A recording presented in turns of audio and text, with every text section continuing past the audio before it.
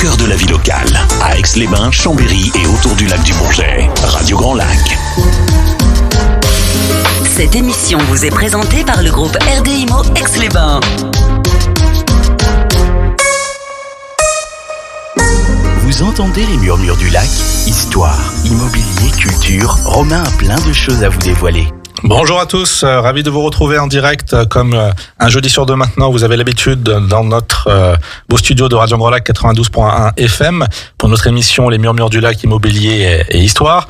En ce jeudi 2 mai, donc hier, voilà, le 1er mai était au rendez-vous comme chaque année. Une belle journée que tout le monde a pu profiter, une journée un peu ensoleillée parce qu'aujourd'hui, voilà, c'était un petit peu la douche froide, c'est le cas de le dire, avec voilà une journée et peut-être encore demain une météo un peu moins clémente, mais les seins de glace arrivent à ce qui paraît, donc on espère avoir un petit peu de soleil. En tout cas, le soleil est dans le studio, parce qu'on a le plaisir d'avoir un charmant jeune homme avec un beau sourire qu'on va vous présenter tout de suite. Benjamin Scalzo, bonjour, responsable commercial de Jeanlin Héritage. Donc vous le comprenez, on va parler vroom vroom, moteur et autres passions automobiles. Donc merci à toi de nous faire le plaisir de ta présence aujourd'hui.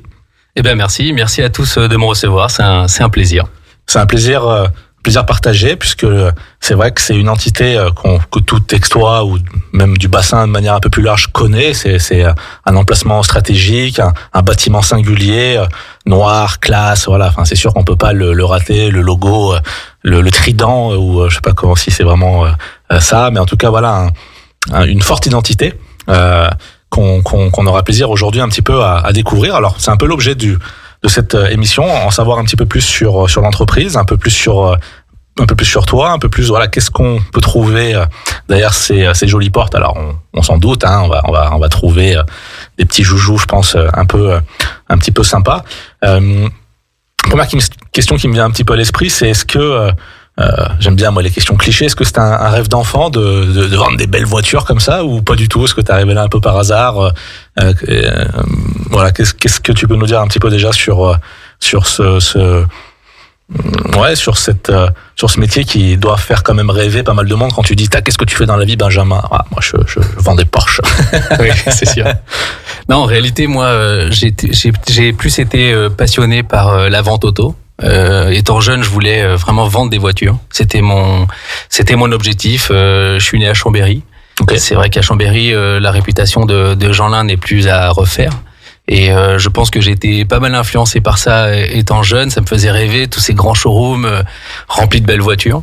Et puis la passion des belles voitures, par contre, est arrivée sur le tas. Une fois vendeur, j'ai eu la chance dans mon parcours d'évoluer dans des marques de plus en plus prestigieuses et sportives.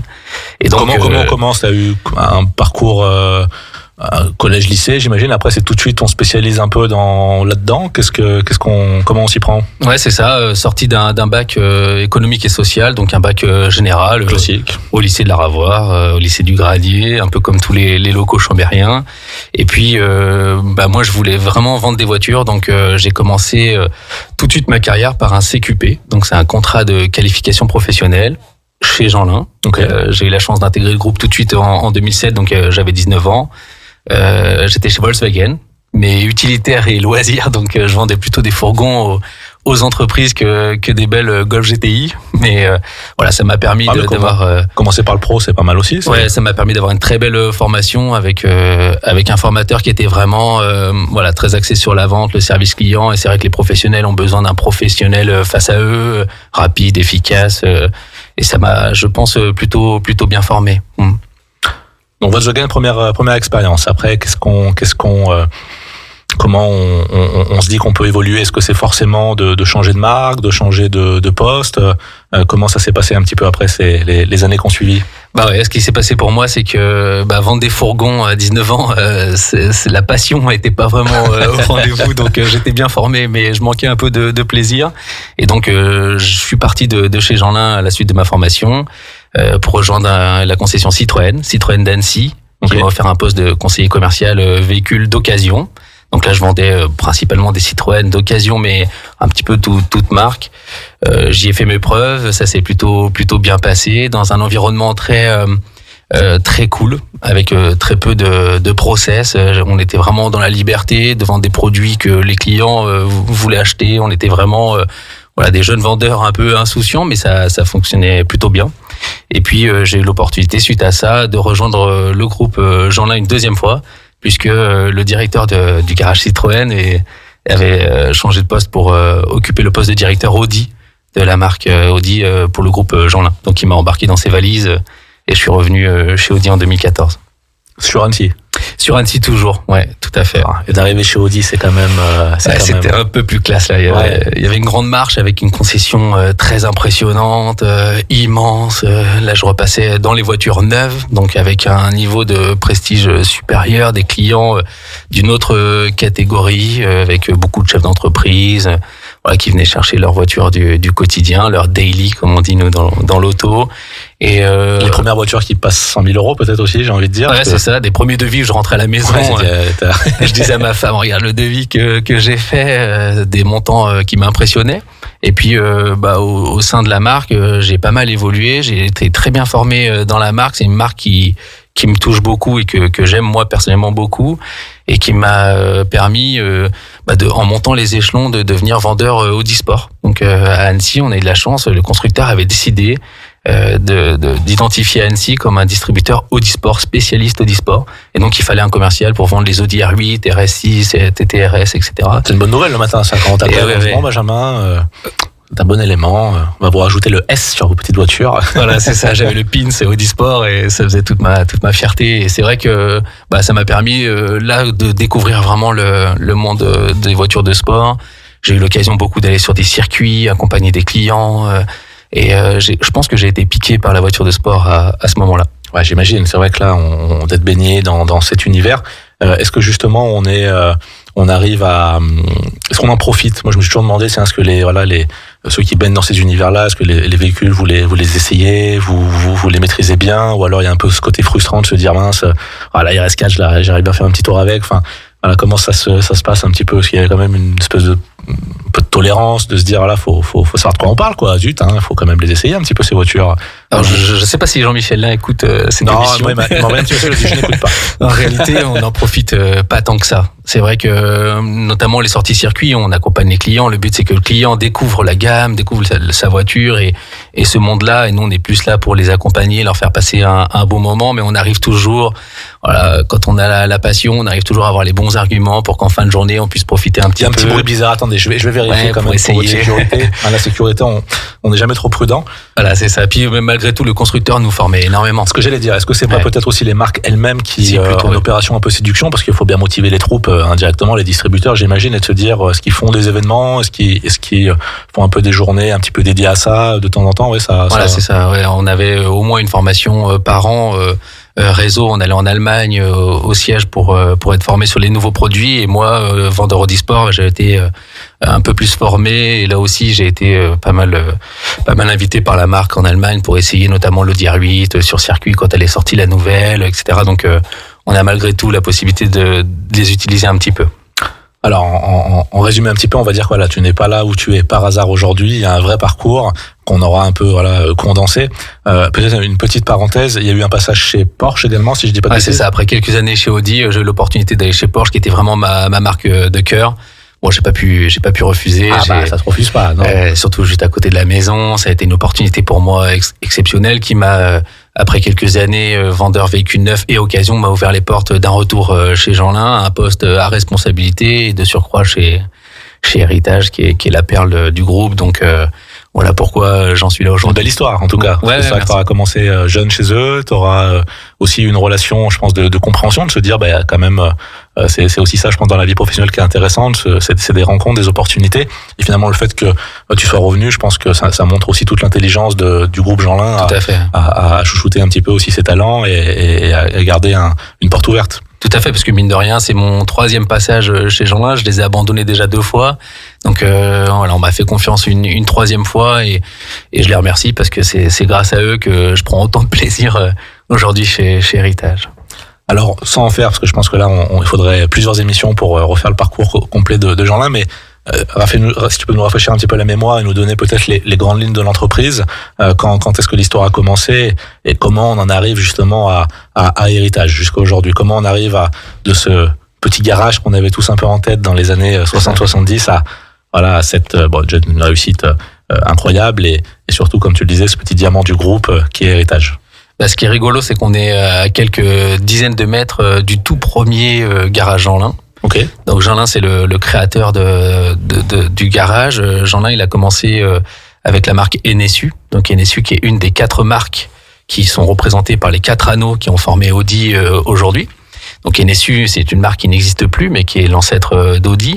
Et ça a commencé juste à côté de l'avenue Saint-Simon, donc à quelques dizaines de mètres d'ici. Ça a commencé en 1966. Et puis la marque Enessu, comme je te le disais, est devenue Audi. Audi a pris beaucoup de place dans le marché automobile français.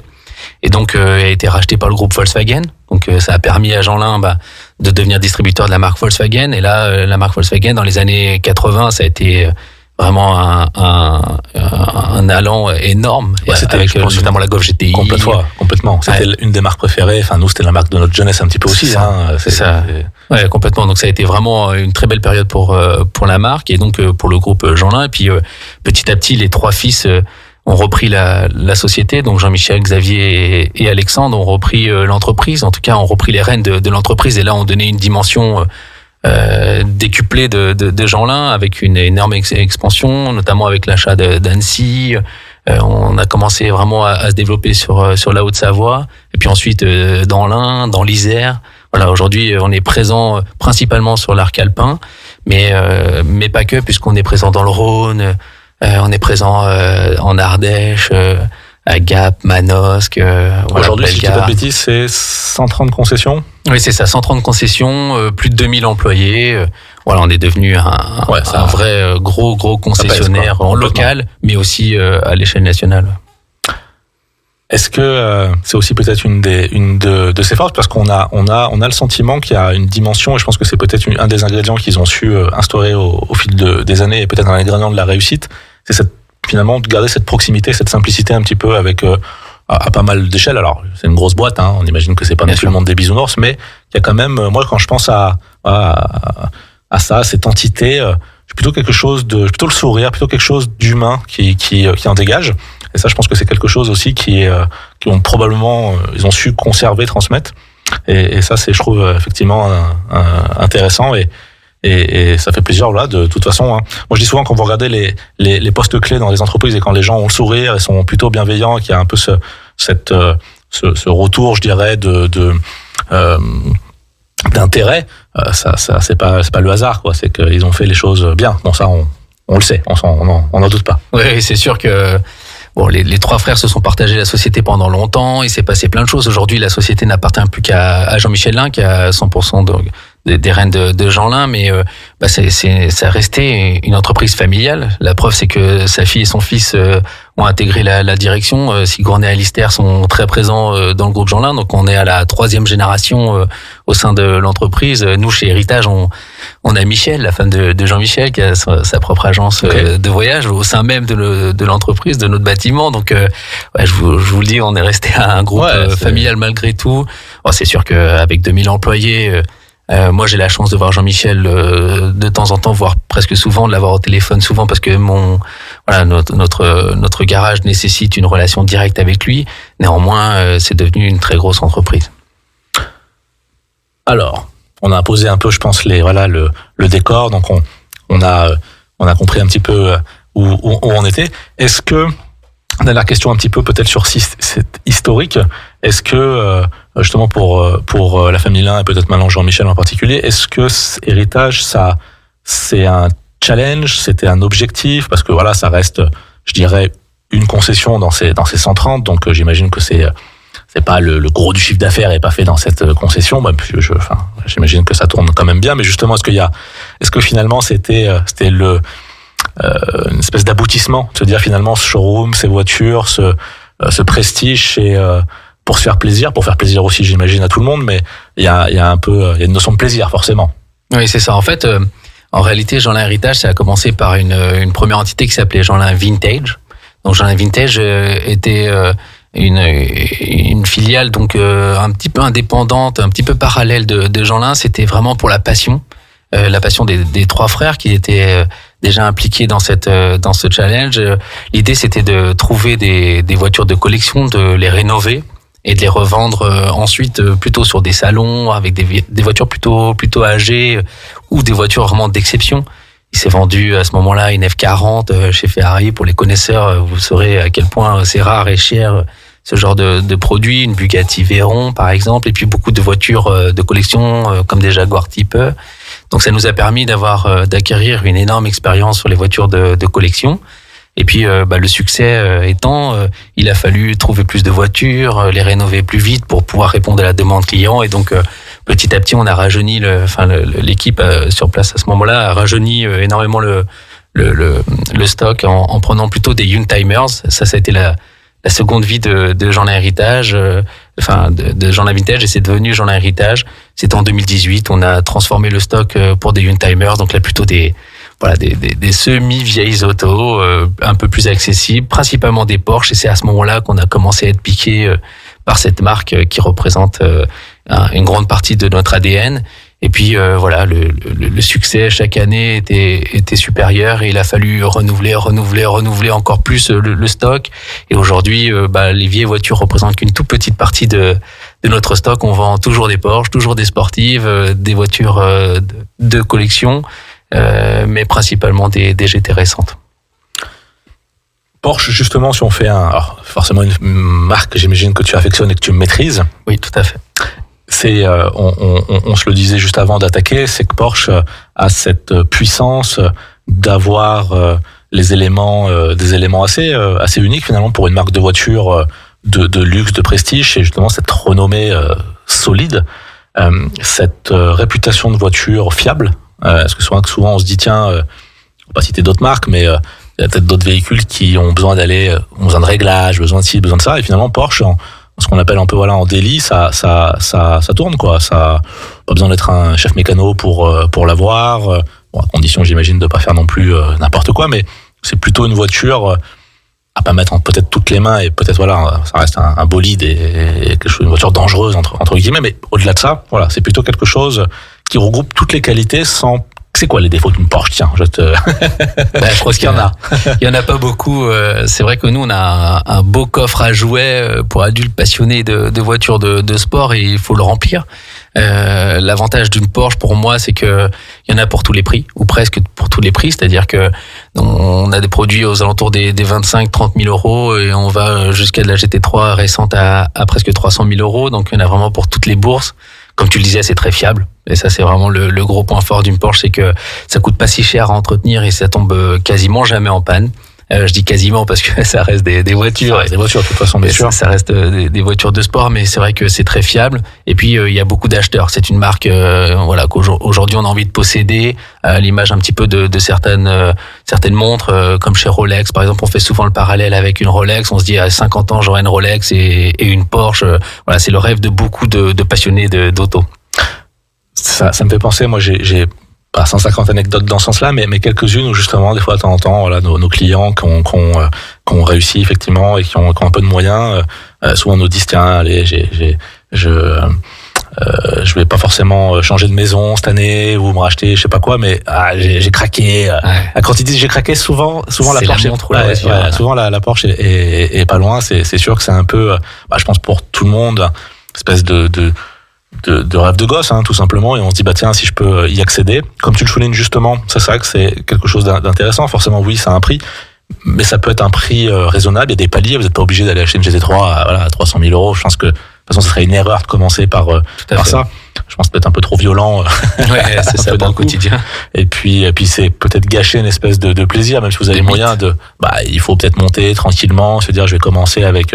Qu'est-ce que tu conseillerais, tiens, comme le gars qui se dit allez, je vais me faire plaisir, je vais pas non plus dépenser une fortune, mais j'aimerais jamais eu de supercar ou de voiture de ce genre-là. Qu'est-ce que tu l'aiguillerais comment, cette demande? C'est vrai que l'avantage qu'on a nous chez Jeanlin Héritage, c'est que on vend des voitures de tout âge. Donc on va dire, pour commencer, il y a deux solutions. On peut partir sur un produit récent, un petit peu plus accessible, comme un 718 Cayman ou un Boxster, par exemple, qui sont un peu plus accessibles que des 911, moins chers, moins difficiles à conduire, plus équilibrés, un peu moins puissant. Donc dans un budget de 50-60 000 euros, on peut déjà avoir un 718 très récent, moderne, avec tout ce qu'on aime dans une Porsche, ou alors partir sur une 911 un petit peu plus ancienne, pour rester sur le mythe de la 911. Donc là, dans un budget équivalent, on va avoir une voiture un petit peu plus vieille, mais on aura vraiment la voiture la plus mythique fabriquée par la marque, la 911. Alors la 911, nous, on parle jamais, on dit jamais une 911 en réalité, puisque elle existe depuis 60 ans, et donc ça peut être n'importe laquelle de toutes les générations. Donc elle porte des noms de code, donc des 91, 96, 97. Voilà, donc nous on dirait plutôt par exemple 1997. Voilà, c'est le châssis, c'est cette forme un peu c'est le modèle iconique. Voilà, c'est ça. Mais comme beaucoup de voitures, elle a gardé le même nom, mais ça fait 60 ans qu'elle existe, et donc elle porte des noms de code de génération. Complètement. Top, en tout cas ça nous a mis l'eau à la bouche. Je vous propose, chers auditrices, auditeurs, de se retrouver pour cette deuxième partie de l'émission. On apprendra un petit peu qu'est-ce qui se cache un petit peu plus derrière ces portes, les services et qu'est-ce que vous pouvez proposer chez Héritage. À tout de suite. Vos émissions préférées, elles sont toutes sur Radio Grand Lac. Cette émission vous est présentée par le groupe RD Immo Aix-les-Bains. Vous entendez les murmures du lac? Histoire, immobilier, culture, Romain a plein de choses à vous dévoiler. De retour en direct dans les studios de Radio Grand Lac, toujours sur le 92.1 FM et toujours en compagnie de Benjamin Scalzo, responsable commercial Jeanlin Héritage, pour cette deuxième partie d'émission.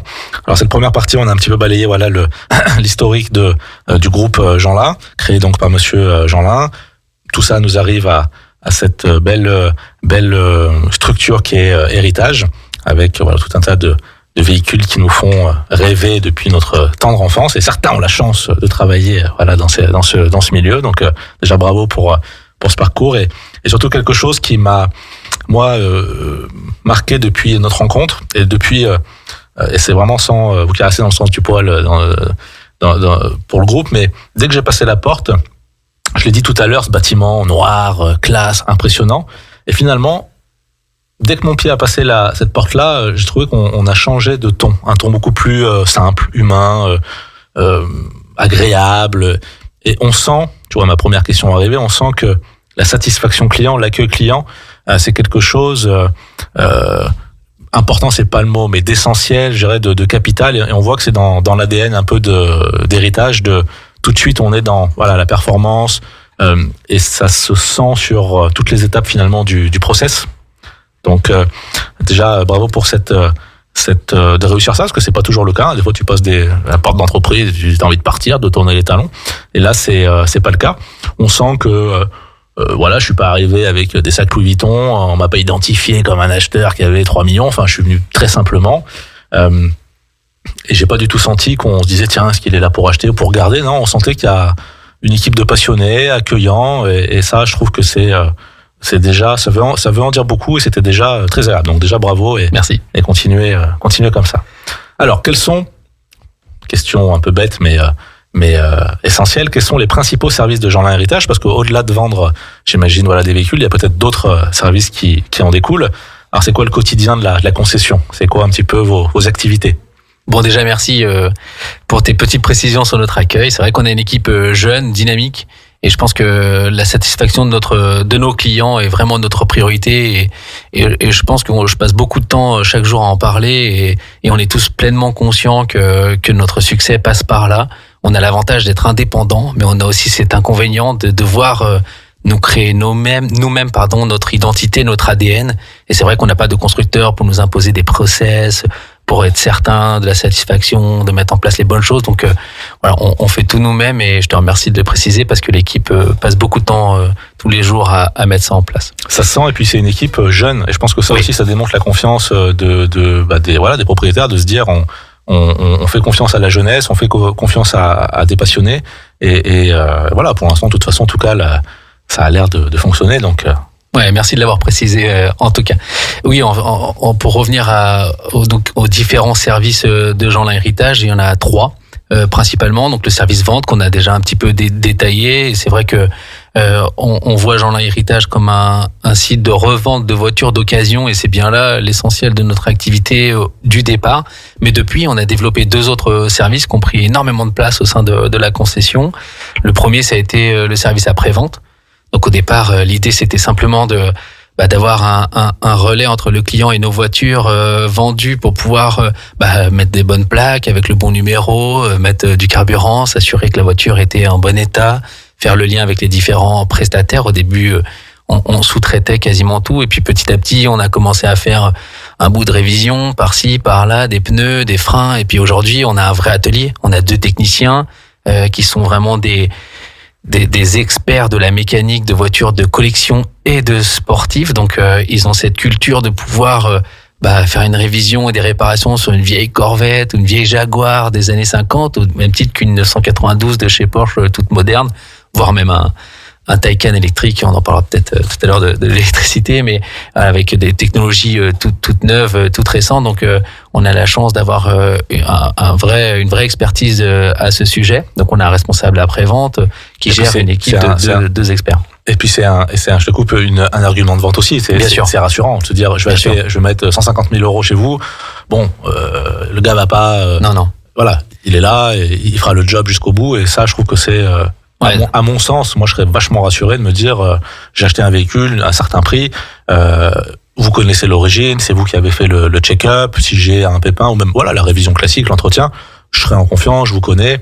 Et je pense qu'effectivement, les relations, à mon avis, les clients, de toute façon, étaient très demandeurs. Et à mon avis, ont plutôt été très contents d'apprendre qu'ils pouvaient justement, finalement, rester dans la même crèmerie pour toutes les étapes de ça. C'est ça. En fait, l'atelier a un peu deux casquettes. La première, c'est les voitures modernes. Donc, soit de nos clients, soit nos voitures à la vente, où on s'est calé par rapport à ce qu'on fait d'autre dans le groupe et les process constructeurs, ainsi que ce que fait la concurrence, notamment chez Porsche à l'atelier. Et je connais très bien le domaine. Et puis la deuxième casquette, c'est plutôt le réparateur d'antan. C'est-à-dire que on a parfois des clients qui nous présentent des vieilles Ferrari. Je sais pas, j'ai une anecdote qui me vient en tête, un lève-vitre d'un vieux modèle de Ferrari qui ne fonctionnait plus, la pièce n'existe plus. On a dû commander, Thomas, notre responsable après-vente, a commandé une pièce de Fiat sur eBay, qu'il a bricolé lui-même pour pouvoir remonter ce lève-vitre pour le client, et ça fonctionne aujourd'hui parfaitement. Et ça, on a la chance d'avoir ça en interne, et je peux te garantir qu'il y a très peu d'ateliers qui soient capables aujourd'hui de travailler de cette manière. Donc ça, c'est le service après-vente, et voilà, la moitié de leur temps est consacré à des clients, qu'ils aient acheté ou pas la voiture chez Héritage. Voilà, ça c'est un point particulier. On n'est pas obligé d'avoir acquis le véhicule. Bien sûr que non. Ouais, tout à fait. On a énormément, de plus en plus d'ailleurs, de clients qui nous confient leur voiture pour des révisions, des pneus, des freins, ou même des réparations très lourdes de mécanique, parce qu'on est capable de faire de la mécanique très lourde, même sur des voitures récentes ou moins. Et j'imagine que ça affine aussi votre œil d'expert, dans le sens où vous avez vraiment une main mise entre guillemets sur la voiture, sur son carnet d'entretien, sur son historique. J'imagine, alors si je me prends au jeu d'être acheteur de ce genre de véhicule, que tiens, pendant 2 ans je vais avoir ça, je vais avoir envie de la revendre pour changer, parce que tiens, celle-là c'est bon, j'ai fait le tour, et c'est un peu comme un capital que je peux mettre, que je peux faire varier selon peut-être même les saisons. Tout à fait. L'été, là c'est le temps. Bon, on a un peu de mal à décapoter en ce moment, mais on va y arriver. Et c'est vrai que j'imagine que pour vous, ça crée aussi un cercle vertueux de la confiance également dans les véhicules, que vous dire tiens, le client vous dit je voudrais changer, est-ce que vous allez me reprendre mon véhicule? Oui, ça aurait été déjà oui, j'imagine, mais encore plus peut-être oui, parce que on la connaît. Vous la connaissez. Donc finalement, c'est une très bonne chose d'avoir lancé ce service à tous les niveaux finalement. Aucun regret, j'imagine. Non, bien sûr que non. Puis ça va dans les deux sens.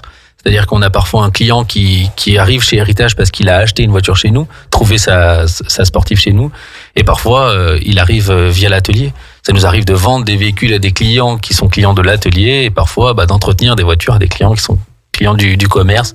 Donc ça va dans les deux sens, et c'est bénéfique pour tout le monde. Alors ça, c'est un petit crochet sur cet entretien justement. Est-ce que c'est on se dit toujours tiens, ok, j'ai acquis cette voiture, 50-60 000, ça reste une somme d'argent, mais bon, ça reste raisonnable. Si vous voulez vous faire plaisir, c'est accessible. Mais on peut se dire aïe, l'entretien par contre peut un peu douiller. Est-ce que finalement c'est vrai, c'est quoi un petit peu, qu'est-ce qu'il faut s'attendre sur cette partie entretien au niveau coût un peu annuel? Est-ce que ça reste raisonnable, ou non, au contraire, s'il faut quand même s'accrocher? Alors là, ça va dépendre vraiment du modèle, de la marque et du modèle. Il y a d'énormes disparités de coûts d'entretien. en fonction des marques et des modèles. Il y a des modèles qui coûtent pas si cher que ça à l'achat, enfin proportionnellement à ce marché, et qui en réalité représentent des coûts d'entretien gigantesques. Sans les nommer pour pas leur faire de mal, mais c'est vrai que voilà, nous, notre rôle, c'est d'avertir le client, de le conseiller, de l'orienter vers la bonne voiture et qui va représenter un coût d'entretien qui va rentrer dans ce qu'il attend, et d'autres voitures qui au contraire coûtent plutôt cher et sont plutôt prestigieuses, mais qui en termes d'entretien ne représentent pas de très gros coûts. Ça, je peux le nommer. C'est vrai que Porsche, en l'occurrence, c'est une marque qui coûte pas beaucoup plus cher à entretenir qu'une marque premium type Audi, BMW, Mercedes et compère. Ok, voilà. On a à peu près le gars qui a une Audi depuis quelques années. C'est un peu plus cher que forcément. C'est un petit peu plus cher, Renault, mais etc. Mais ça, voilà, ça reste dans la même gamme à peu près. On est plutôt, il n'y a pas de grosses mauvaises surprises. Ouais, c'est ça, on tombe pas de la chaise en voyant quand on voit ton numéro nous appeler, je réponds pas. Voilà, c'est ça. Non, avec une Porsche au garage, je ne réponds pas. Avec une Porsche, tout le monde est plutôt à l'aise sur le sujet, ça va. Ouais. Bon. C'est pas le cas de toutes les marques. Alors sans faire un trop gros crochet là-dessus, tu l'avais senti venir la question sur les voitures électriques. Alors bon, on va pas se mentir, j'imagine que ça peut être. À mon avis, votre avis va être intéressant parce que il y a quand même des jolis maintenant véhicules électriques. On peut pas le rogner complètement. Ça fait partie du paysage local. Alors c'est sûr qu'on a enlevé une des caractéristiques quand même sympas, ce bruit de moteur, le bruit d'échappement, enfin les vibrations. Enfin, on enlève quand même un truc quand même un peu raide d'une voiture supercar. Mais bon, c'est dans l'air du temps. J'imagine qu'il y a un peu de comment dirais-je, de mal nécessaire peut-être là-dedans, c'est-à-dire que ça vous fait peut-être au départ peut-être pas super plaisir que l'électrique ait pris une place. Finalement, est-ce que peut-être maintenant on se dit les performances c'est quand même pas mal, les voitures commencent à avoir de la gueule. Voilà, c'est quoi aujourd'hui l'appréhension de ça? Est-ce que c'est simple, compliqué? Est-ce que si on pouvait les enterrer, ces électriques, on le ferait, non? En fait, je pense que la haine et l'amour, on en est où là par rapport à tout ça? L'avantage qu'on a chez Héritage, c'est qu'on n'a pas trop à en parler. La réalité, c'est que le sujet est. On va pas chez vous pour aller acheter une e-tron, quoi. C'est ça. Le sujet est très vaste, assez complexe. C'est sûr qu'aujourd'hui, toutes les marques, quelles qu'elles soient, se sont lancées dans l'électrique. On voit que des marques très prestigieuses de voitures de luxe et de sport comme Ferrari par exemple commencent à faire des petits moteurs hybrides, des voitures électriques comme chez Lotus par exemple qui était vraiment une voiture très très sportive. Donc tout le monde y arrive à la fois pour aller dans le sens du marché et de la demande des clients qui s'orientent petit à petit vers des voitures électriques, mais aussi à la demande des gouvernements qui imposent aux constructeurs des nouvelles normes impossibles à tenir avec des voitures thermiques ou que des voitures thermiques. C'est sûr que nous, on est sur un marché vraiment plaisir et on retrouve moins ce côté plaisir mécanique sur les voitures électriques et donc on en retrouve moins dans nos parcs, même si je dis ça et on a 3 Porsche Taycan à la vente en ce moment, donc on connaît très bien le marché et ses difficultés. Moi, je la trouvais super jolie, cette Taycan. C'est très beau. Le Taycan, par exemple, c'est une très très belle voiture, très performante. Voilà, mais c'est vraiment une voiture qui va s'orienter souvent à un chef d'entreprise qui va acheter une Porsche sur sa boîte parce que fiscalement c'est intéressant, plus que pour un client qui va, comme nous on fait d'habitude, acheter cette voiture pour rouler le week-end et aller faire des track days.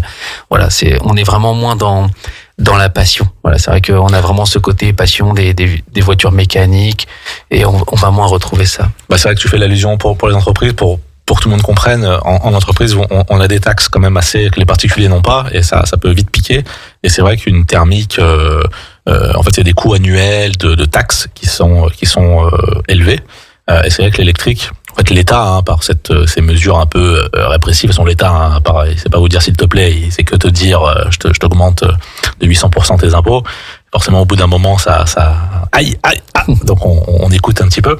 Et c'est vrai que pour les entreprises, le parc électrique, ça va devenir presque une obligation. Moi j'ai quelques véhicules dans la flotte également, c'est que de l'hybride, c'est que des machins qui finalement, alors c'est pas du tout le même sujet comme tu le dis, mais qui ont vocation déjà d'avoir un coût économique maîtrisé. Je pense que le chef d'entreprise qui va se faire plaisir avec une voiture sympa, quand on lui dit monsieur c'est 10 ou 20 000 balles par an de taxes, il va commencer à se dire c'est bien sympa, mais ça commence à coûter un petit peu de sous. Donc c'est vrai que je pense que le monde électrique dans la supercar c'est peut-être encore marginal, mais non, mais comme tu le dis très bien, on va souvent vers l'électrique pour la fiscalité et non pour la passion. Voilà, c'est ça.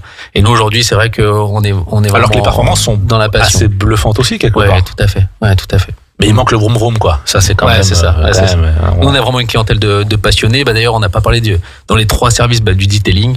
Le detailing, si je peux juste revenir 2 minutes dessus, parce que c'est un service qui a pris énormément de place au sein d'Héritage. C'est le dernier service que vous avez lancé ? Oui, c'est ça. C'est le tout dernier. Le service detailing, c'est un service qui va proposer tout plein de solutions, tout plein d'opportunités d'embellir sa voiture, de la rendre plus belle, plus éclatante, de retrouver un peu sa jeunesse.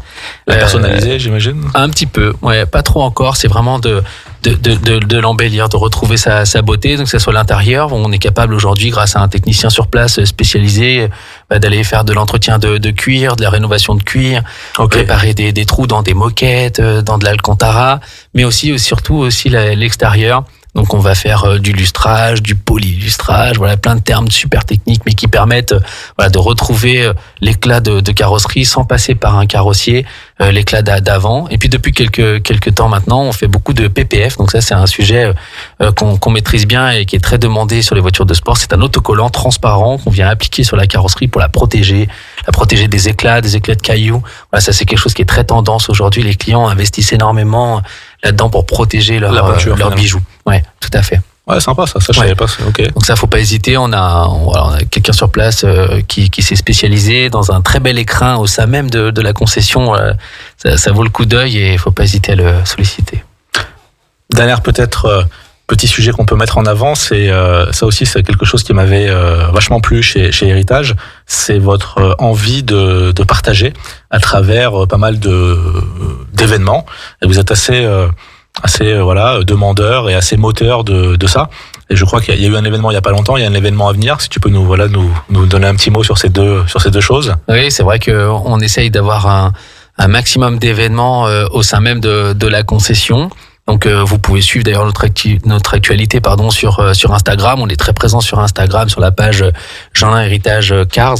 Donc on va vraiment vous présenter sur cette page-là tout ce qu'on fait, tout ce qui est prévu. On a il y a 15 jours fait ce qu'on appelle un Cars and Coffee. Donc Cars and Coffee, on promet rien aux clients, simplement un bon moment de convivialité, de partage. Chaque propriétaire d'un véhicule coupé, sportif ou de collection est invité à venir garer sa voiture, boire un café, manger une viennoiserie et partager la passion de l'auto et de la belle voiture. Nous, on ouvre toutes nos portes. Chaque recoin du garage est accessible à quiconque s'y trouve. Et on passe tous un excellent moment. D'ailleurs, on s'est fait complètement déborder sur le dernier Cars and Coffee. Ouais, on avait prévu complètement. C'est bien. 90 personnes. On a été presque 3 fois plus. Donc, vraiment très, très gros succès. On voit que, les clients répondent présents. Et ça, c'est très, très, très plaisant pour nous d'organiser. Puis l'endroit est accessible aussi. Ouais, c'est ça. On a toute une structure, un parking, etc., qui permet d'accueillir énormément de monde. Voilà. Enfin, c'est vraiment, c'est fait pour, faciliter, je pense, les va-et-vient. Ouais, c'est ça. Après, on fait énormément de soirées, d'after-work sur différents thèmes avec nos clients.